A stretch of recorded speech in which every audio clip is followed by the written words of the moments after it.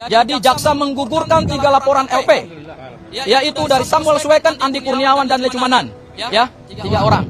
Tentu ada konsekuensi hukumnya ke depan ya. LP lain digugurkan oleh jaksa penuntut umum. Kemudian juga ada tawaran juga untuk plea bergening atau pengakuan bersalah dari kedua tersangka. Mas Roy dan Bu Tifa secara tegas di hadapan jaksa penuntut umum menyatakan tidak akan berdamai dengan Pak Jokowi. Keren. Terjadinya penangkapan Roy Suryo dan Dr. Tifa ini menjadi perkara kasus ijazah ini semakin terang benderang, apalagi setelah Roy Suryo dan Dr. Tifa ini diserahkan ke kejaksaan. Akhirnya terungkap semua. Dan laporan siapa saja yang diterima? Ternyata hanya laporan Pak Jokowi saja. Laporan dari Peradi Bersatu, 3 nama tersebut akhirnya digugurkan dan statusnya gugur.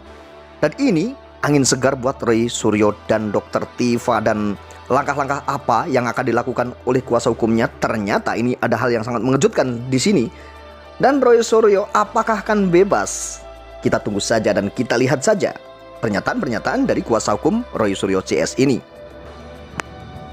Saya mau mengupdate pertama adalah terkait dengan peristiwa pidana apa yang sesungguhnya terjadi, ya, dan laporan siapa yang diterima.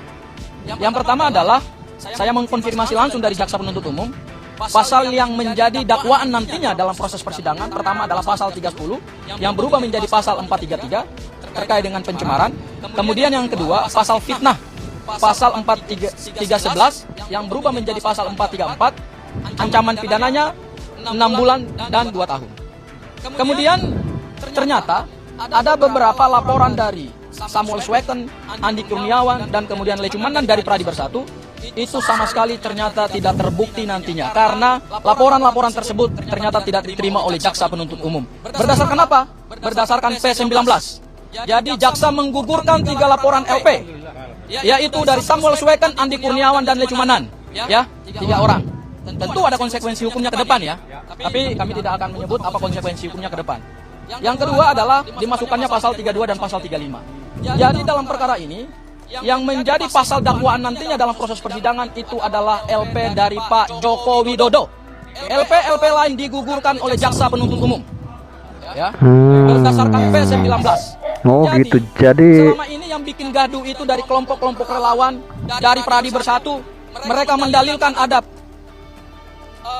ujaran kebencian, ada penghasutan terkait dengan objek ijazah. Ternyata setelah diperiksa berkas perkaranya oleh jaksa penuntut umum, clear 100% bahwa laporan-laporan tersebut tidak berdasar secara hukum, maka digugurkan dalam surat dakwaan.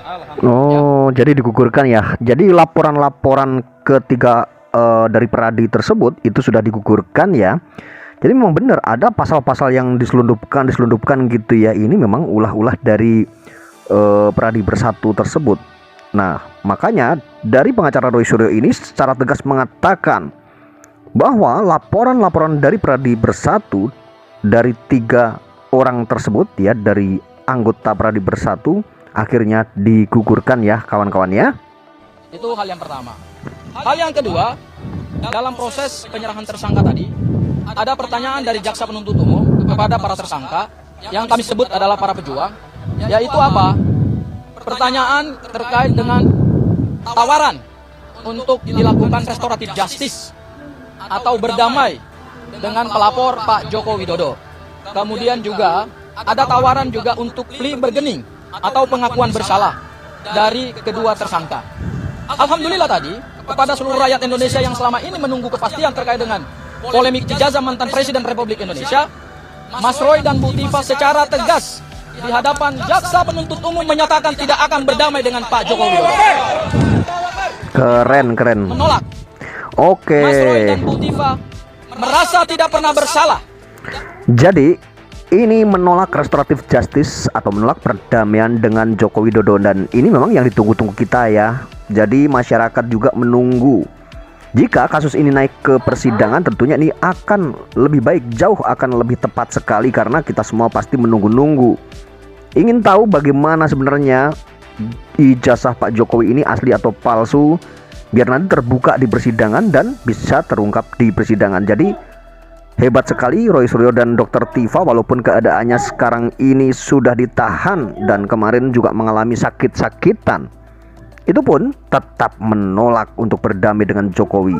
ini adalah pejuang untuk mengungkap sebuah kebenaran. Dalam peristiwa pidana ini, karena yang mereka lakukan adalah meneliti objek ijazah yang diragukan, yang selama bertahun-tahun menjadi polemik, tidak pernah ada kepastian hukum, tidak pernah ada putusan pengadilan yang menyatakan ijazah ini asli. Tetapi lagi-lagi harus ada 2 warga negara yang dikirim ke penjara setelah Bambang Tri dan Gus Nur. Jadi ijazah ini, rekan-rekan media, seluruh rakyat Indonesia kembali menelan korban, kembali mengirimkan orang ke penjara, padahal yang dituntut adalah hal yang sederhana. Pak Jokowi dengan sikap negarawan, dengan jiwa besar, tunjukkan saja ijazahnya kepada seluruh rakyat Indonesia. Tidak perlu membawa perkara ini kepada proses peradilan, karena dengan membawa ini kepada proses peradilan, maka ada niat dari Pak Joko Widodo untuk memenjarakan warga negaranya dengan sikap yang tidak negarawan. Ya, jadi itu Bang Aka. Kemudian yang ketiga, Nah, ini mungkin Jokowi itu ketagihan ya, karena berhasil memenjarakan Gus Nur dan Bambang Tri saat tahun 2023 kalau nggak salah. Akhirnya mereka ini bisa dipenjarakan walaupun tanpa bisa melihat ijazah Pak Jokowi. Tidak pernah tahu ijazah Pak Jokowi ini asli atau palsu, akan tapi mereka dipenjarakan. Mungkin kecanduan dari hal tersebut bisa memenjarakan Gus Nur dan Bambang Tri, dan akhirnya agar ijazah Pak Jokowi ini tidak terungkap mungkin ya, karena ini juga tidak mungkin ijazah ini akan diperlihatkan di pengadilan ya. Dan Pak Jokowi ini mungkin sudah tahu, makanya jebloskan saja ini kedua orang lagi, dan biar tidak ada orang yang membahas atau membicarakan tentang ijazah, apalagi menyinggol-nyinggol tentang ijazah palsu Pak Jokowi ya, atau menuduh ijazah Pak Jokowi itu palsu. Mungkin seperti itu. terkait dengan kelanjutan penahanan, kami secara resmi dari tim kuasa hukum telah menyampaikan permohonan penangguhan penahanan kepada Kejaksaan Negeri Jakarta Selatan. Ada 2 hal. Yang pertama adalah penangkapan yang dilakukan oleh Polda Metro Jaya pada tanggal 19 Juni 2026 beberapa hari yang lalu, yang dilanjutkan dengan penahanan, itu ternyata tidak sesuai dengan hukum acara pidana yang diatur di dalam KUHP kita. Ada 3 hal yang menjadi dasar pertimbangannya. Yang pertama, dari sisi kualifikasi subjek hukum pelaku tindak pidana.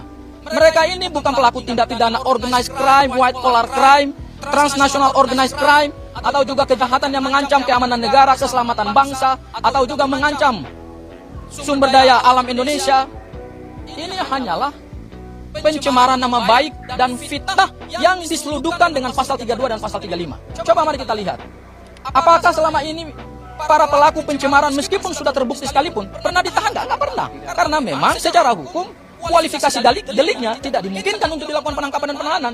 Contoh yang paling sederhana, Rasman Arif Nasution tidak ditahan, putusannya sudah inkrah, tinggal menunggu eksekusi. Sylvester Matutina, dakwaannya sama, pasal 310, 311, pencemaran nama baik dan fitnah, juga tidak dilakukan penangkapan dan penahanan. Bahkan putusannya sudah inkrah van hawiste sekalipun, tidak dilakukan eksekusi oleh pihak Kejaksaan Negeri Jakarta Selatan. Hal yang kedua, dari sisi urgensi hukum, tidak ada kepentingan hukum yang mendesak untuk melakukan penangkapan dan penahanan kepada para tersangka, karena tidak ada kekhawatiran melarikan diri. Mereka kooperatif selama ini. Nah, betul sekali, Roy Suryo dan Dr. Tifa ini kooperatif selama ini, dan Dr. Tifa sama Roy Suryo ini tidak pernah mangkir ya saat dipanggil, terus-menerus datang, bahkan mereka ini selalu wajib lapor, dan itu pun tidak pernah telat wajib lapor ya kan. Tapi tetap saja ditangkap, dan penangkapannya pun diperlakukan layaknya seperti teroris saja ya. Tidak ada kekhawatiran menghilangkan barang bukti, karena barang bukti yang ada hari ini adalah barang bukti yang disita oleh Polda Metro Jaya berkoper-koper. Tidak ada satupun barang bukti yang disita oleh dari para tersangka. Kemudian kekhawatiran mengulangi tindak pidana. Tindak pidana mana yang diulangi? Apakah setelah melakukan pencemaran nama baik, kemudian melakukan penganiayaan misalnya? Apakah kemudian melakukan tindak pidana yang diancam dengan pasal lain? Jadi semua yang menjadi dasar dari penangkapan dan penahanan ini, sejujurnya itu sangat tidak sesuai dengan hukum acara pidana. Kemudian yang terakhir adalah dari sisi dasar penahanan dan penangkapan. Penangkapan ini dilakukan sebenarnya sudah di luar kewenangan penyidik Polda Metro Jaya, karena penyidikan itu telah dinyatakan selesai. Pada tanggal berapa? Tanggal 30 April 2026. Pada saat tadi kami melihat P21, ternyata berkas perkara ini sudah dinyatakan lengkap sejak tanggal 30 April 2026. Maka sejak tanggal 30 April 2026 tersebut, kewenangan penyidik Polda Metro Jaya sebetulnya untuk menuntaskan penyidikan itu sudah selesai. Buat apa lagi menangkap dan menahan orang? Karena penyidikannya sudah dianggap selesai. Ya, jadi kami melihat bahwa atas dasar tersebut kami meminta kepada Kejaksaan Negeri Jakarta Selatan melalui permohonan resmi yang disampaikan oleh istri Mas Roy, kemudian anak dari Dr. Tifa, didukung dengan jaminan tambahan dari tokoh-tokoh bangsa, maka kami memohon bahwa terhadap penahanan lanjutan tidak bisa lagi dilakukan. Padahal 30 April 2026 itu sudah selesai ya penyidikan, bahkan P21 dan berkas sudah lengkap, dinyatakan lengkap, tapi tidak diumumkan ya. Memang pintar sekali. Dan sebenarnya itu bukan wewenang penyidik lagi ya, bukan wewenang Polda Metro Jaya lagi, bukan wewenang polisi, akan tetapi polisi tetap melakukan penangkapan. Dari sinilah celah-celah untuk melakukan sebuah kritik terhadap Polda Metro Jaya atau terhadap penyidik ini memang sudah ada celah-celahnya ya. Jadi dari sinilah dari kuasa hukum Roy Suryo dan kawan-kawan juga tentunya marah juga ya, karena dilakukan ketidaksewenang-wenangan di sini dan diperlakukan tidak adil. Dan alasan yang kedua tentu adalah pada alasan kesehatan ya.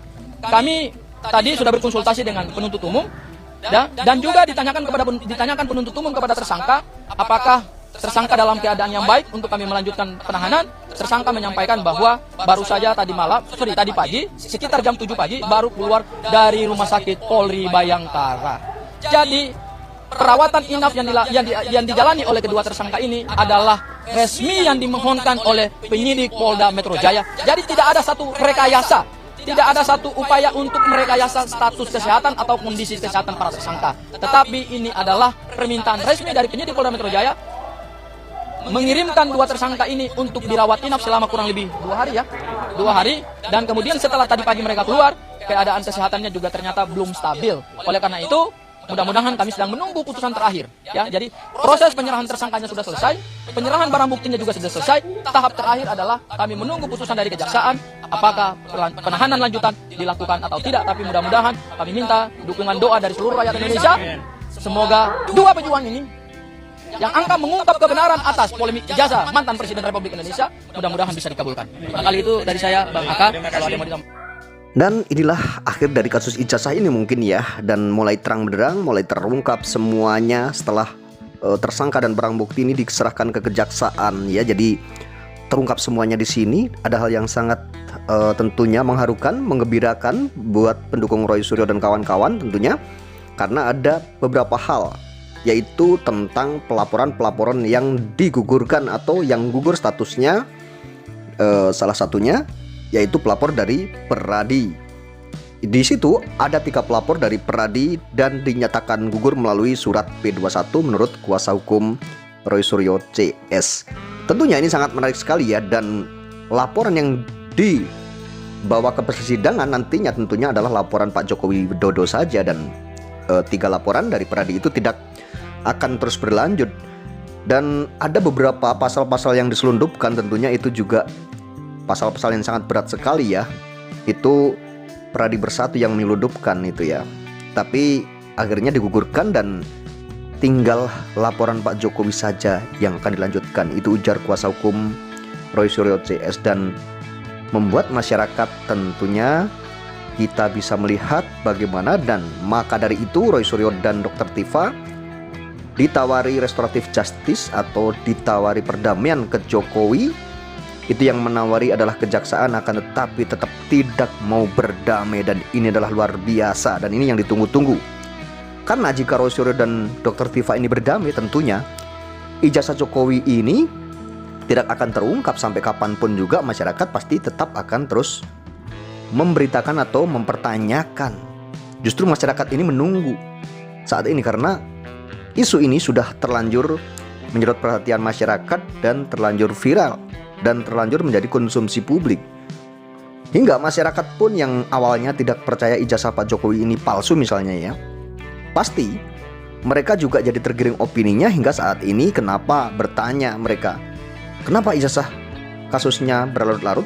Apakah jangan-jangan ijazah Pak Jokowi palsu? Itu menjadi tanda tanya. Yang tadinya itu percaya ijazah Pak Jokowi ini asli. Dan memang kasus ini memang harus nyampe ke persidangan dan harus terbongkar dan harus terungkap nanti bagaimana sebenarnya ijazah Pak Jokowi.